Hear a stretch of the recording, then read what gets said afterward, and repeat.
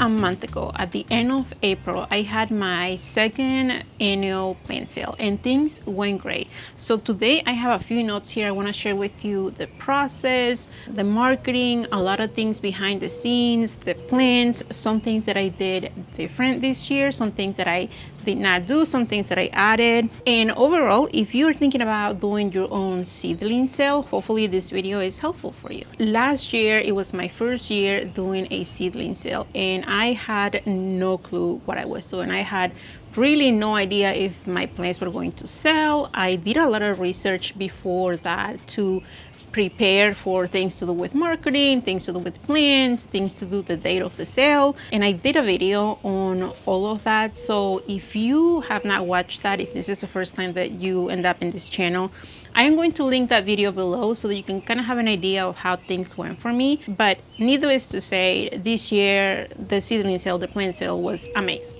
Now, here's a quick note that I want to say before I even get into the things that I did for the plant sale. I am sharing this video with you mainly to share my experience of how I am selling the plants. I did a lot of research on the licenses, the permits that I needed to sell plants from my home, but also I did a lot of research before that to see if I was even able to do some sort of sale in my home where I live. So I just want to say that because I don't want you to use this video as a guide for you to decide if you can sell your own things, what kind of plants you can sell in your own place. Contact your local representatives, check with the city, with the town where you live, if you can have a sale or the type of plants that you can sell. It was an easy decision for me to just sell annuals. Any annuals, mainly because I don't have the space. I don't want to have people coming in my house doing an inspection. I don't want to have to pay a fee every year, every 2 years. But if you want to sell perennials, if you want to sell shrubs, if you want to resell plants that you purchased from another person, do your research first. I kept my marketing pretty simple this year, just like I did last year. I used my Facebook page that I created for the sale, and I also used my newsletter that I had last year as well. So those two things work for me. I did not want to start new channels or new platforms for the seedling sale. Is so small and it's very, very local that having the Facebook page with the newsletter was just enough for me. The same Facebook page that I use for the seedling sale is the same Facebook page that I have for putting updates when I sell my flower bouquets. I have a very small roadside stand in the front of my house where I sell flowers. This is mostly in the summer and everything is kept local. Everything is just for the people that can come here and purchase from me face to face. The Facebook page and the newsletter are not attached to Soil and Margaritas. I mentioned last year that I wanted to keep these two completely separate, mainly because I do have a lot of people on Soil and Margaritas that follow me that are not even in the same city, not even in the same state. Some of them are not even in the same country. So I didn't really want to have to, do weekly updates, do daily updates on things that really they just couldn't care. But I did a couple of videos on my Soil and Margaritas channel of how I was growing the seeds, of how I was preparing for the sale, just very general, nothing super specific. But last year I opened this Facebook page, and to give you an idea, by the time that I had my first plant sale last year, the Facebook page had 120 followers and the newsletter had 40 subscribers. So those are very small numbers compared to everything else. Those are very small numbers. And personally, I do not care because I want every follower, I want every subscriber that I have here to be a person that is going to show up for the sale. Now, this year, that Facebook page had 320 followers by the time I did my second seedling sale.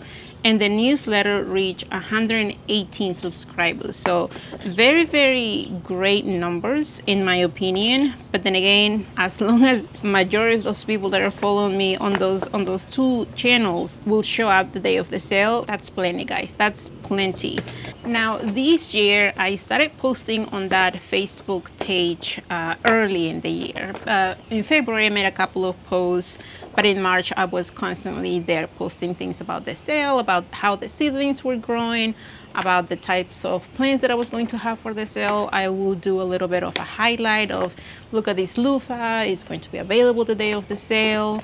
But I was also very mindful on how much I was marketing, or how much I was mentioning this Facebook page or the plant sale specifically in my other Facebook groups that I belong to. Groups like where moms will be, where garage sales are happening, maybe the group for the town, where the city where you live. I will mention this plant sale very, very organically, and that required me to be on Facebook more. I am normally not a Facebook person, but this year, at the beginning of the year, I decided to just jump in, join a few more local Facebook groups, and I will be spending 10-15 minutes a couple of times a week and just check if people were asking questions regarding gardening. If somebody was asking, like, oh, I want to have a garden this year, what is your best pepper, or what is your best tomato that you will recommend, and where do you get it? And I will honestly answer these questions. I will say things, like, I love this variety, I love this other variety, you can find them probably here or there. And I will say, but if you need any flowers, or if you need any other types of tomatoes, let me know. I'm gonna have a plant sale at the end of April. DM me if you want more info. Almost every time somebody will say, yes, send me information. Yes, I'm very local. I'm like 10 minutes from you. Yes, send me information. And other people that will see those comments will say, yes, I want information too. Count me in. Where do I go? So that was helpful. And I did that on a weekly basis, starting in February and in March. And I think that's why I almost tripled the amount of followers and subscribers that I had for both the Facebook page and the newsletters, because I was constantly trying to get the word out locally about the plant sale. Now, last year I did not do this. I just relied completely on those posts, on people sharing those posts, and I mean, it worked out great. But this year I definitely went a little bit more on sharing that information. But also this year I had a lot of pictures from the sale that happened last year. Last year I was just relying on pictures of plants that I had from my garden, on things that I could find on Canva, and thankfully last year my daughter took care of the camera, both for videos and pictures, and that content that I had from last year helped me this year to kind of kept pushing everything as well. Because I was sharing a lot of the plant sale happening here locally in my town, I did had a lot of people this year. I probably had about 6 people that will message me directly on Facebook saying, hey, I saw that you're having a sale. Can I come in and shop early? Or when can I stop by and look at the plants that you have?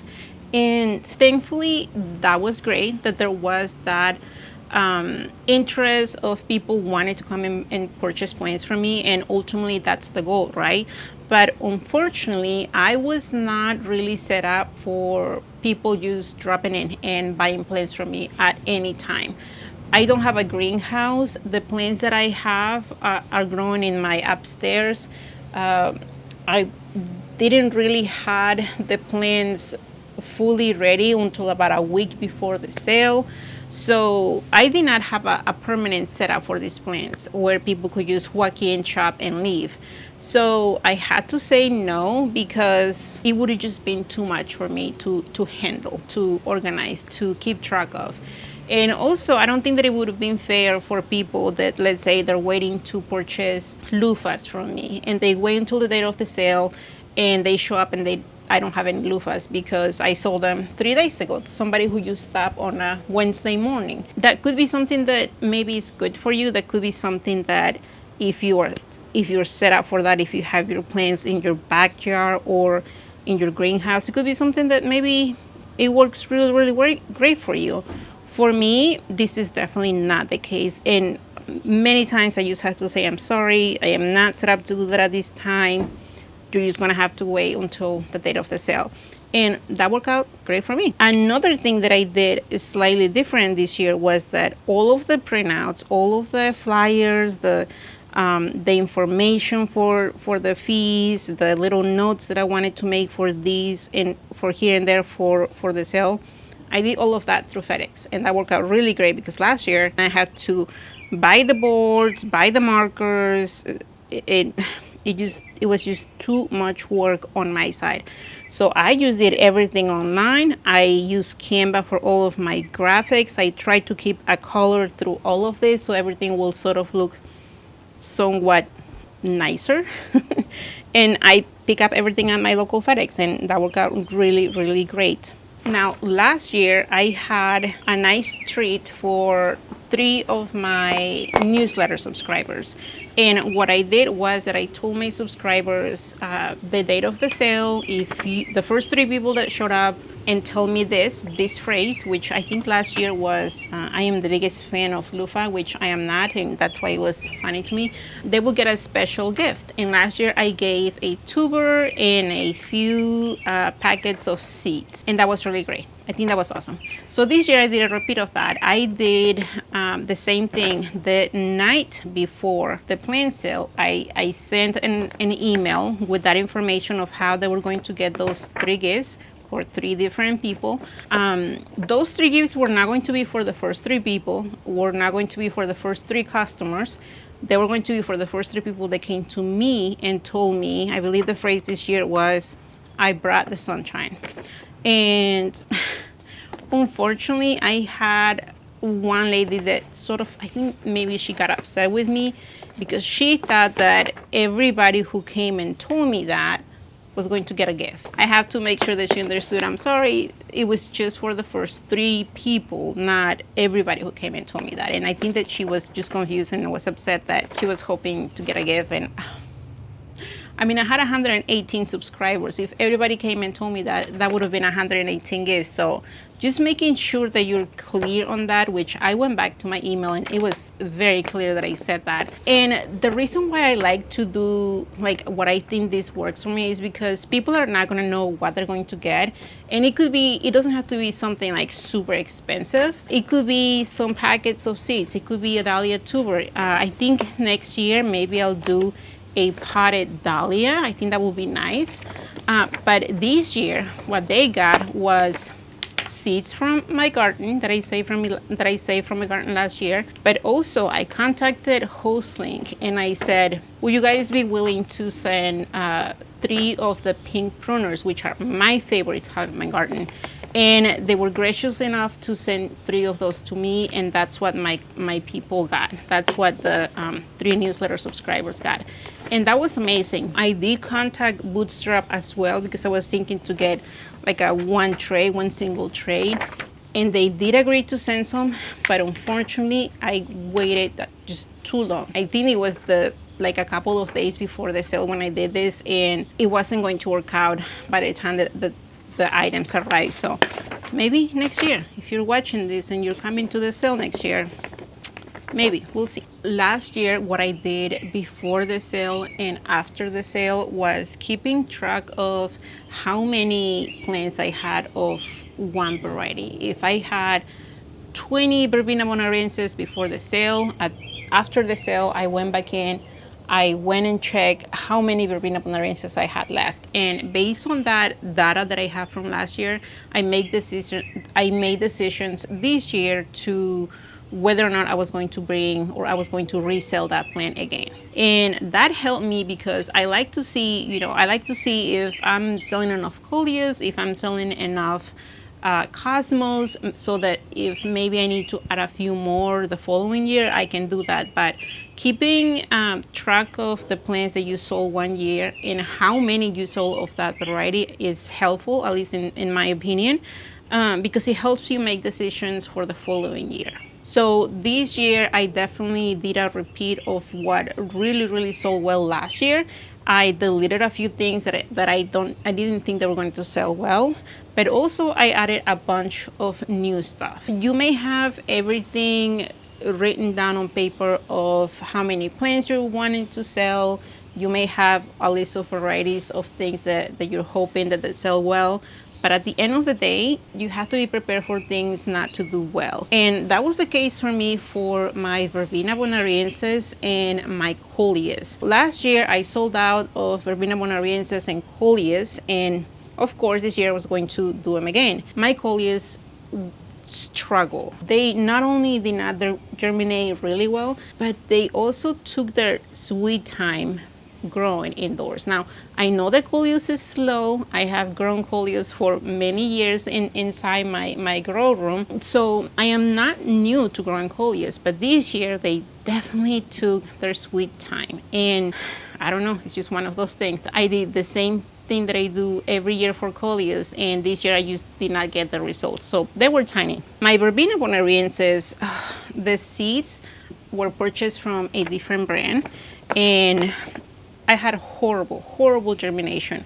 So by the time that I waited for those seeds to germinate, and then I realized that they were just not going to make it, I had to order seeds from Johnny's again, like I have done many years before, and I have to wait for those seeds to arrive and then finally planting those seeds. So I lost about a good 3 weeks of growth that I could have been growing those Verbena bonariensis inside. So by the time that I had the sale, I mean, they were tiny. They were really tiny. Some things that are worth mentioning here are loofah, Malabar spinach, and ornamental purple majesty ornamental millet. Those 3 were new for me, and I sold out of those things. I mean, they were just very popular at my seedling sale, and it makes sense because locally, at least that I know of, you cannot find loofahs, you cannot find Malabar spinach, but you also cannot find ornamental purple majesty ornamental millet. There is one garden nursery where I have found the purple millet, but they have the big, huge plants, like the 1 gallon size container. Mine were very small. Those are things that you can't find locally, so it makes sense that people are going to go for those things. Now, I only had 6 loofahs at the end of the day to have available for the sale. Loofahs are one of those plants that just takes a long time to grow. If you have grown them before, you know that they really need to be started indoors for a long time. They need to grow, depending on your growing season, they need to grow outside for the longest time. And sometimes you have to harvest them and then bring them inside so they can finish growing inside. So I did not want to grow that many because they didn't sell, I didn't want to have like a basket or a container full of loofahs. So I did 6, and they were gone. They were gone in no time. Also, other things that sold out were Mexican sunflower, Titonia, nasturtiums. In my mind, anybody can grow nasturtiums, but I guess that's not always the case. Cucamelons, lemongrass, tomatoes, and potted dahlias and dahlia cuttings. And without any doubt, dahlias were definitely the star of the plant sale this year, and I'm gonna talk more about that here in a minute. I did have also a bunch. I had quite a few dahlia tubers available, but I only sold half of those, and I'll mention those here in a second. Things that I'm definitely not going to do next year, and I had a feeling they were not going to sell well, were melons and Japanese noodle beans. I only had 1 tray of this right here. I only had 1 tray of these guys in the 2.5-inch container. I had a section for melons, a section for another type of melon, and then the Japanese noodles. I had space to grow them, and about 2 weeks before the sale, I put those seeds there, and they were a good size, but they didn't really sell that well. So I'm just going to skip those for next year. Another thing worth mentioning is that I grew a little too many cosmos and a little too many marigolds. I think that I had 4 full trays of cosmos and 2 full trays of marigolds. The marigolds were the tall varieties. These were not your ground cover. These were like the big 3 feet tall plants, gorgeous, huge orange marigolds. And what I have found about marigolds is that people either hate them or love them. There is no in between. And what a couple people told me the day of the sale was like, oh, I like marigolds, but I don't enjoy the smell. And I personally feel attacked when people say that because I love marigolds. I love them, but apparently people don't. So I had I had about a half of a tray full of marigolds. And then Cosmos as well, they sold out so well last year that I did 4 trays this year, and I had an entire tray full of Cosmos. So I'm definitely gonna have to tweak my numbers for those next year. And I feel like that's just the name of the game. I just have to tweak what I do, and eventually, you know, I'll get to a good amount. Now let me talk a little bit about the dahlias, because as I mentioned, they were definitely the stars of the sale. To give you an idea, the sale started at 10 a.m. and by 10:30, all of my dahlias were gone. Potted dahlias, dahlia cuttings, they were all gone. People definitely went for the dahlias. This year, I had quite a few varieties of dahlias. I had, I know I'm gonna forget a few. Just to mention a few, I had Castle Drive, Labyrinth, Cafe au Lait, Breakout, Peaches and Cream, Cornell Bronze, Penhill, Watermelon, Quinine, Gel, Jello, Tinta Marapenet. I'm sure I'm forgetting a couple, but I had quite a few varieties. Now, I had all of these varieties, I had them either as a tuber, as a potted dahlia, or as a dahlia cutting. And some of them, they were all 3.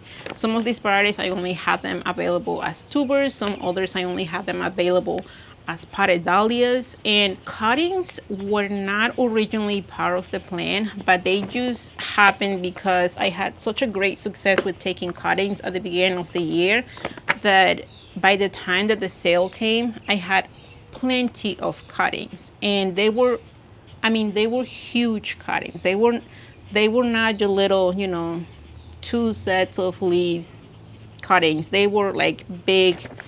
They weren't in this size, but they were nice and rooted. And some of them actually looked, and they were already developing their tiny little tubers. So I was very happy to have those available at the sale. And I wasn't even sure if people were going to be buying cuttings, but they sold out. They definitely sold out.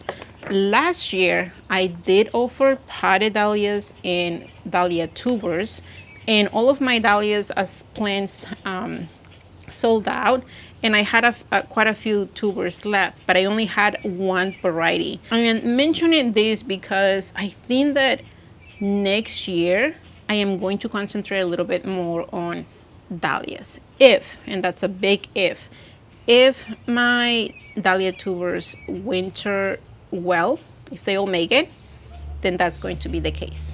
If not, then there will be no dahlias for you guys next year. When the day of the sale came, I was ready. This year, I actually started posting flyers around my local coffee shops and restaurants, wherever they had a community board where they would allow people or businesses to post anything. I had flyers there, and I did it about a couple of weeks before. Now, last year I did that about 4 or 5 days before the sale.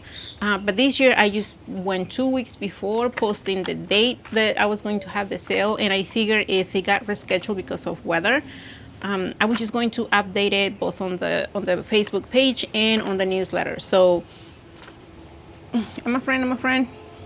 So that worked out really, really well. And the flyer was simply like a nice picture of a dahlia. I'm gonna see if I have a picture of that somewhere, and something that will, you know, like catch the eye of somebody who's into plants. And it had a QR code that people could just scan, and that will go directly towards the Facebook page, because I wanted people to just see everything that I had been posting, and if any information, any updates were happening for the actual date of the sale, I wanted people to know that right away. But also, about 2 weeks before the actual sale, I started hardening off all of the plants that I had for the sale. Now at this time, I also had my own plants growing for the sale, and I just wanted to concentrate and just take care of the plants for the sale first. That way I did not have to separate, or I did not have to, you know, like be fixing things that were for myself or fixing things that were for the sale. I just wanted to do one big load and one big work just for the plant sale, and that worked out really well. I'm actually really glad that I did that, because The first week that they were outside, they were like, the weather was perfect. It was sunny, it was cloudy, and it was great. The week right before the sale, we had rain, we had storms. Actually, the night before the plant sale was on a Saturday, and Friday night we had tornado warnings, we had horrible winds. For one last time, I had to bring everything, all of the trays inside, just so that they were safe from all of that nastiness. But hardening off was probably the worst part of having the plant sale, because I don't want to just have these plants, go home and people plant them and then be killed because they were not prepared for the weather. So definitely taking my time hardening these off was great for me. And I know that not everybody does this whenever they sell plants, and it worries me. It scares me. If I was selling these plants and they were not hard enough, it will scare me, because I will have to rely on the people bringing these plants home to know how to do that. And I don't know. I feel like most of the people that buy from me from the sale are somewhat used to hardening off, but if they're new gardeners, if they have no idea, if they just want to buy the plant and go plant it at home, these plants will be done in one day. I am not saying you have to harden the plants off if you have a plant sale. I'm saying that's a decision that you have to make. But for me, I feel like if I have the plants ready to go, like if people want to plant those plants that night, they can do that easily, because these plants had already been outside for 2 weeks and they were fine. Just like last year, every plant that I sold had the little information, the little picture of how they will look like, and information if they needed support, how tall they were going to get, what color they were going to be, if they were sweet, if they were spicy, all of that. But I still found myself answering questions about how cucamelons taste like, how big they get, do they need support. And you have to be prepared for that part. If you have a sale, you definitely have to have some sort of help, either people handling the register where people are going to be checking out, or other people helping with boxes, helping people take their boxes to their own cars. Little things like that, you have to be prepared, because you cannot do this. You cannot do all of it and still answer questions about a plant. I'm not saying that it's not doable. I'm just saying that it will be a lot easier for you if you have help doing things that any other people can do, like charging for the plants or helping with boxes, while you, with the experience, with the knowledge of these plants, can help the plants and can talk to the people if they're wondering if a dahlia will be paired well with an nasturtium or a salvia or things like that. Now, another thing that I did this year is that I invested in buying 3 folding tables. That was huge, because last year my setup was made by things that I had: wood, construction horses, I think that's what my husband calls them, I don't know. Any sort of base that I could have to make a table to hold the tray safely, I used that. And after looking at my setup last year, I thought, you know what? Next year I'm just gonna buy some tables. They're cheap, I can reuse them year after year, and they were actually very handy when it came time to hardening up. So I bought three folding chairs, or 3 folding tables. And I mean, I still had to, make do with things for making tables. And in my opinion, the beautiful thing about doing a sale in your own home, in this setup that I had, which is a garage sale but for plants, is that you can just use whatever you have around. I wanted to have a section right here in front of my sidewalk with just dahlias. I wanted to have sections with just the dahlias, but I didn't have a base for a table, so I used two trays that I ordered bowls from years ago, and I had these 2 black trays. In my mind, I guess I didn't check, but in my mind they were the same height. And by the time that the sale came and I was putting those together, they were definitely not the same height. And my table looked like a little bit leaning one way. And I mean, that was fine. It worked out great. I think I have a picture here with what I'm gonna show you, but things like standing obelisks were great for holding signs. Any sort of plants that I had where I could just put a tray, it worked out great. So I like that. I like that I can just be able to go outside to my backyard or my garage and see what I have and see what I can use to have this, to have this kind of thing. So I like easy. This year I actually had to make, or I actually had to say something about people not showing up early to the sale. Last year I had a couple people, they did this, and while I personally do not mind people showing up early to the sale that I'm having, I think that it's just not fair for the rest of the people that are waiting until the time of the sale is the official time to show up here, especially if I'm giving gifts to 3 of these people that are coming.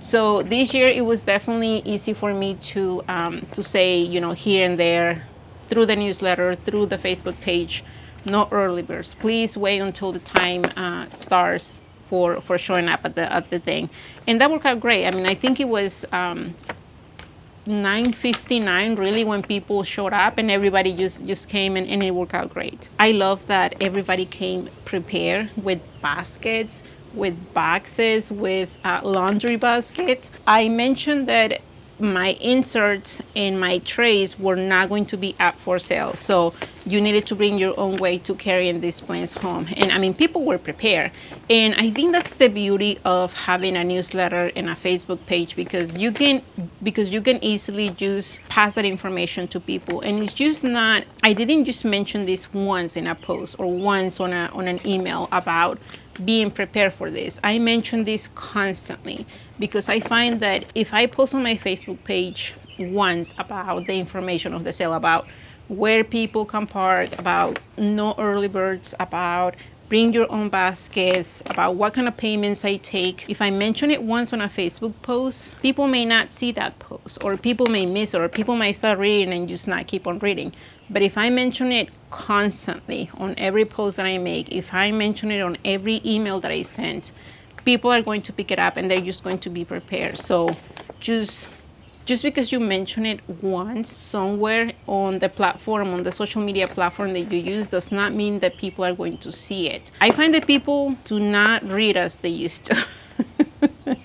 Let me just say that. So any information that you have, things that you want your customers to know, mention it constantly and often so that people pick it up easily. Just like last year, my husband helped me tremendously. I mean, my entire family, both my kids and my husband, helped with the setup, with moving the trays inside and outside of the house.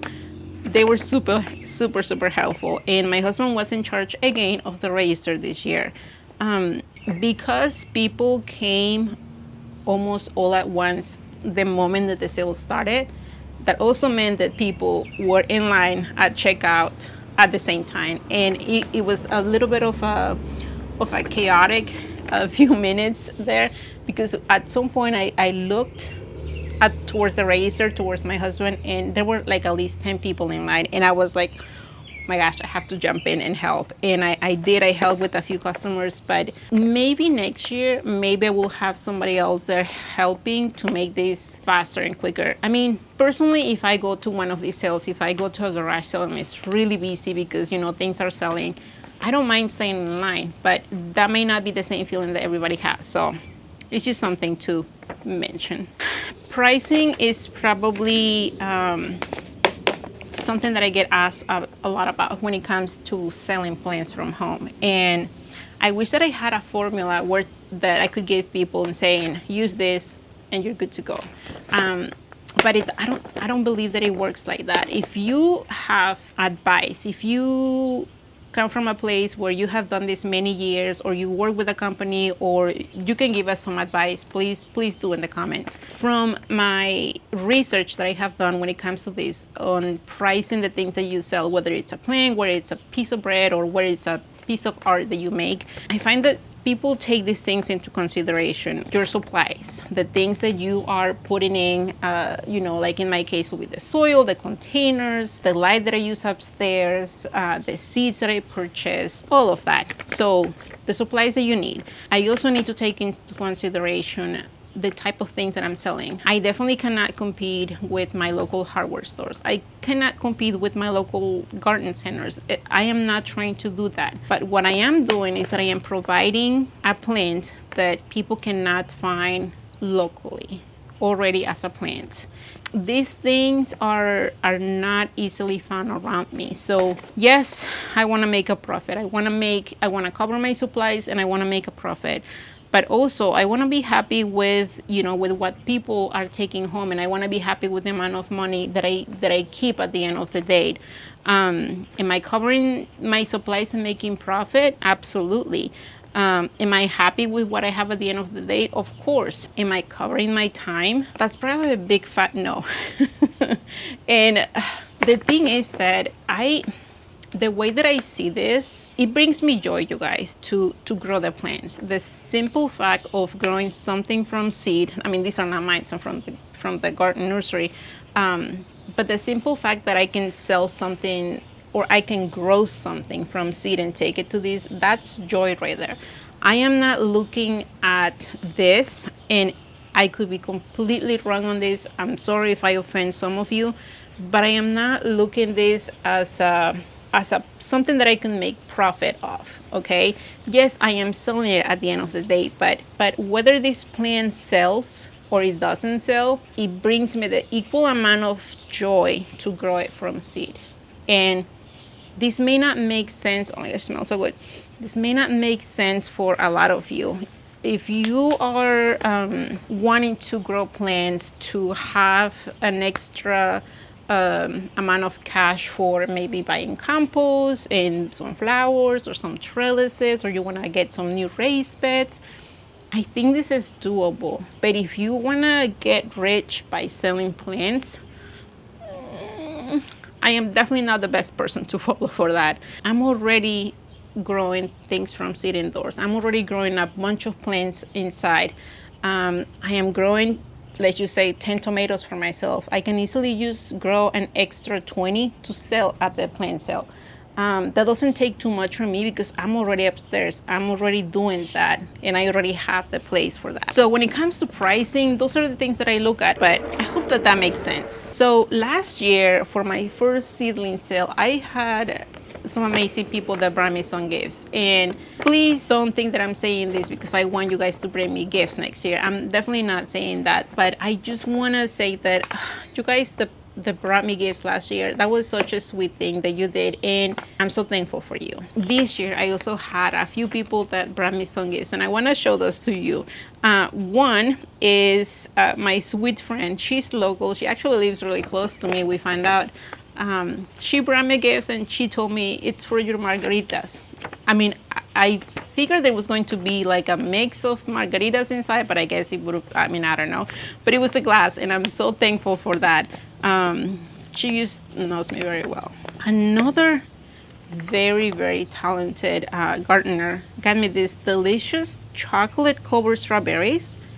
You guys, she made those herself. Like, she made these things, and I did not even want to eat these things. They were so beautiful, so gorgeous, beautiful, beautiful piece of art. And I actually found out that she has a small business doing this, so maybe hiring her for something here coming up. But thank you so much. And also I had this local guy. He lives in Indianapolis, and he brought me this beautiful, beautiful cactus. Now, I had a lot of questions for him because I don't actually have any cactuses growing here. And I was like, does this thing need water? Do I need to put it up soon? Like, how much water? And actually, what the video that you're seeing here is what it looked like about a month ago. But this right here, I'm gonna bring it close. This right here is what it looked like about a month after. I mean, I think it's doing pretty well, don't you think? I mean, I don't know if these are like it, or if it's just going to keep on growing and branching, but this thing is alive. Look how beautiful that is. So, I don't know, there is a lot of pressure on me to keep this thing alive, I feel like. Now, my main goal for the seedling sale, my main biggest goal is to sell enough so that I don't have to open on another day, a day 2 or even a day 3. And I did that this year. actually sold quite a lot. If I had to guess, I will say about a good 85, 90% of all of my plants, but I did had quite a few things and a lot of things of the same thing. Like I had a lot of cosmos, I had a lot of marigolds, and a lot of these things, a lot of them were donated. I could have done something like send an email with all of the things that I had available to my newsletter subscribers, but I ended up donating some of them to my community garden and actually brought the rest of these plants to a local nonprofit where the owner is my friend and she needed help with the garden. Vegetables, tomatoes, peppers, flowers of all kinds, I sent there and they were amazing. Overall, this year was definitely a success for the plant sale. It was definitely way better than last year as far as profit, as far as getting prepared for things, as far as how quick things sold out, but it was also harder for me. It also took more time to grow the plants, and it also required me to be tending to these plants more inside, and I could see that outside. I could see that showing around my garden outside because I couldn't be outside doing the things that I normally will be doing in March or April because all of my focus, all of my attention was on the seedling sale, on preparing for the seedling sale. Now, I'm saying that because some of you may be thinking, oh wow, she had such a great success. I want to do that too. Absolutely, you can definitely do this, but I am just a one-person business. And everything that I do in my garden, while my family helps, if I ask them for help, they'll help. I normally prefer to do things myself. Everything that I do here is by myself, and at some point things are just going to have to be forgotten for the season. I have some planters that I still have not cleaned from last year that they definitely need my attention, and I know the area is going to be super full of weeds, but the goal for me for the plant sale next year is definitely going to be to figure out ways to do things that are still successful for the plant sale, but they don't require too much work from me. That is why I love to have the data of this year of, you know, the things that sold well, things that are probably not going to do next year. And for me, actually, even though you may be thinking that this video is for you, this video is for me because I'm keeping all the thoughts that I had about the sale fresh. And next year, when I'm ready to start ordering seeds and start preparing for the sale, I'm going to be looking at this video here. So Q&A.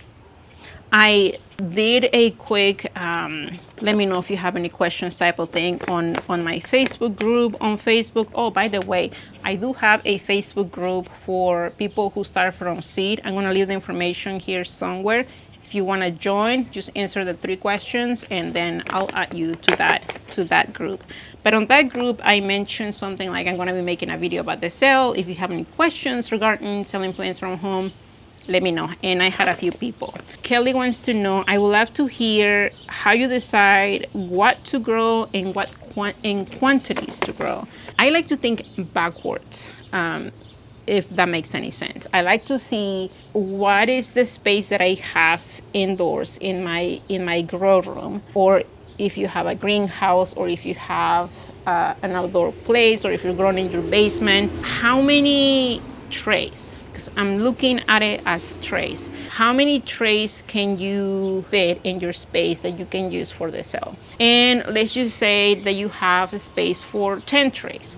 Then from there you decide, okay, well, I want to have 2 trays full of marigolds, 2 trays full of tomatoes, and 2 trays full of dahlias, and then you go on until you get your 10 trays. And from that, I just go and divide everything. So the 2 trays of tomatoes, what do I want to have just one variety of tomatoes, or do I want to have 5 different types of tomatoes? And from there, I just go and go and go all the way down to the amount of seeds that I need. When I'm thinking about the trays, I'm thinking about the full size tray. I'm thinking about the full size that I am going to be selling at the plant sale. I can fit 32 plants here. If I want to sell 32 tomatoes, I have to start from the beginning. I'm only going to start 32 seeds. you have to kind of have a general idea of the amount of trays that you are able to fit inside as full plants to have for yourself. At least that's how I like to think about it, and that makes more sense in my mind. Now, how many quantities to grow? Well, I think that your first year you just kind of have to start with a number that you're comfortable, and then keep that data, keep a written note somewhere of how much of the things that you have to sell. And at the end of the sale, go back and see how much you have left. If you sold out of that variety, maybe you want to start a couple more of that next year. If you have majority of the plants still at home of certain varieties, maybe you need to skip those for next year and grow something different. It's fun. I think that's the fun part too. Like for me, that's fun. Deciding what to sell and preparing for the sale, that's fun. I don't know. Nan is asking, I would love to see your in-home setup and your setup for sales. What are your big sellers? What isn't worth doing or selling? It's a lot of questions here. My in-home setup is indoors. It's a grow room. It's actually a little corner where I have 3 big size shelving units, and I have lights, I have fans, I have timers. This is only my second year doing the sale, but I have actually been growing from seed for what? This is my 7th year, I believe. So I have the space for growing seeds. So that's really my setup. It's all DIY. Nothing has been purchased as a set. It works really great for me. And my setup for sales. Well, my setup for sales is just like a regular garage sale, an outdoor garage sale. It's actually, my husband told me it's not a garage sale because it's not inside of a garage. So I guess it's a driveway sale.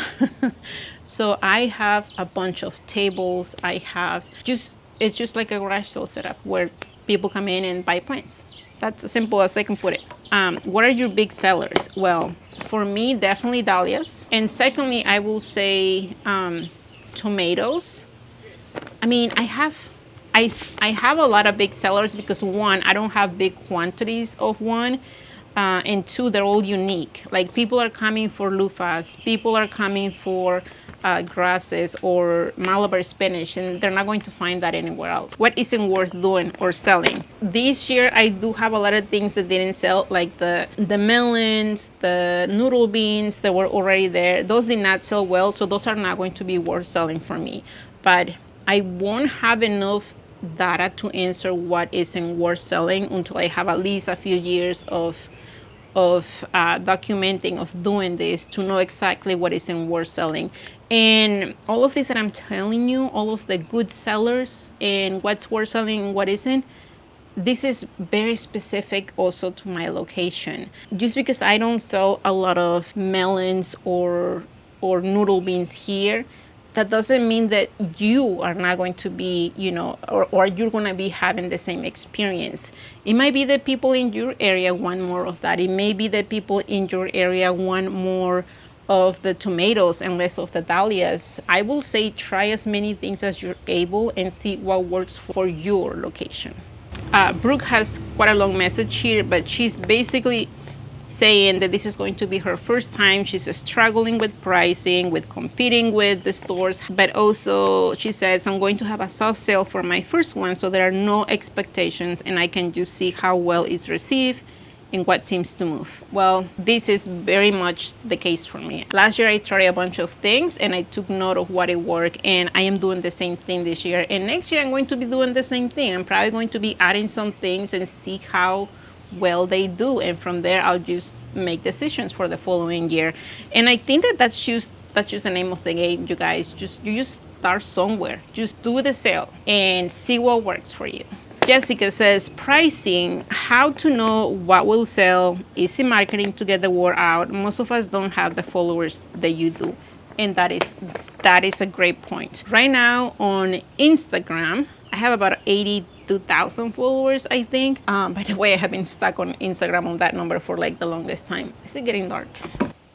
It was a little dark, I think. You may think that because I have my Soil and Margaritas channels, a lot of people came to my sale, but that is really not the case. I mean, if I'm showing you the numbers, last year, by the time that I had my Facebook page open, I had 100 and some followers, 120 followers. That was from January through April, 120 followers on my page. And those people did not come from my channel, from my Soil Margaritas channel.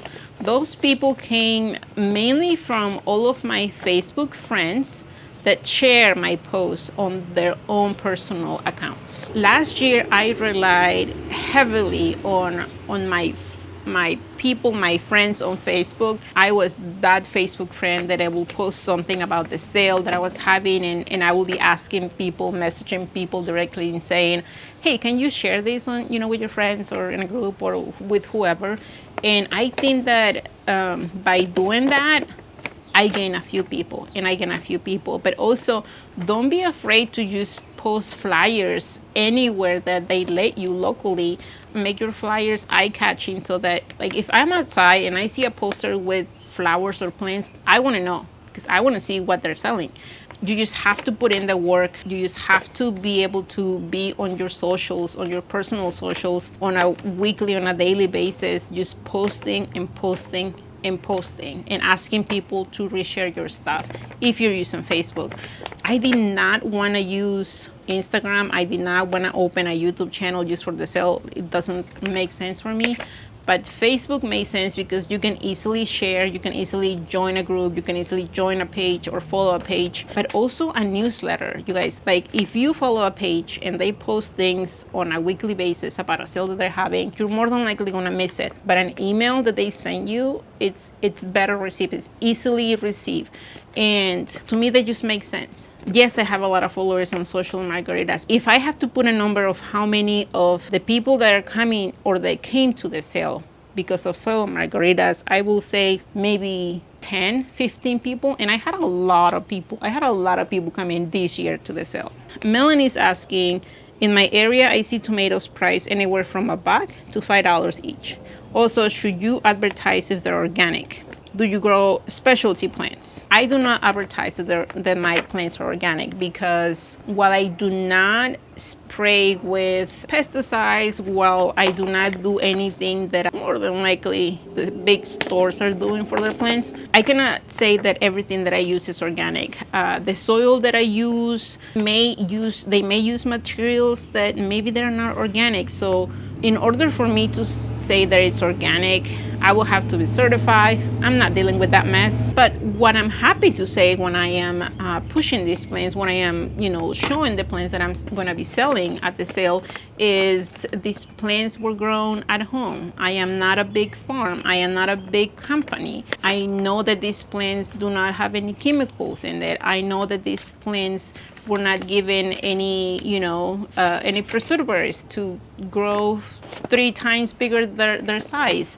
So that I am mentioning. And yes, it's hard when you have people selling tomato plants through the Facebook marketplace for $1. Yeah, it is hard, but these people may not be using quality things like you are. These people may not be giving the plants in some nicer containers, or these people's plants may be smaller or super leggy or whatever it is that you want to compare it to. I think that comparing yourself with other people that are selling almost the same thing is easily done, and I do that too. But I like to concentrate, or like to put my attention on the things that I think that I am doing to say this plant is worth this much because I am doing X, Y, and Z. Do you pot them up earlier so they get this big? They're stunning every year. Well, thank you. I do not pot them early, but I start them a little bit earlier in the year. So normally I will start my tomatoes for my garden at the beginning of April. But for the sale, because I am going to be selling them a couple of weeks earlier, I am going to start them a couple of weeks earlier just for the sale because I want it to be nice and big. Now, on the other hand, if I was having this sale way later, like 2 or 3 weeks after I was planting my own things, then I will wait that long to start growing the plants from seed later, because I don't want to have, like super extra big plants. So I don't really pot them earlier, but I start them a little bit earlier. Do you worry about other people that may have a small plant sale as well in your area? No. I don't worry. I feel that there is plenty of space for people to sell plants.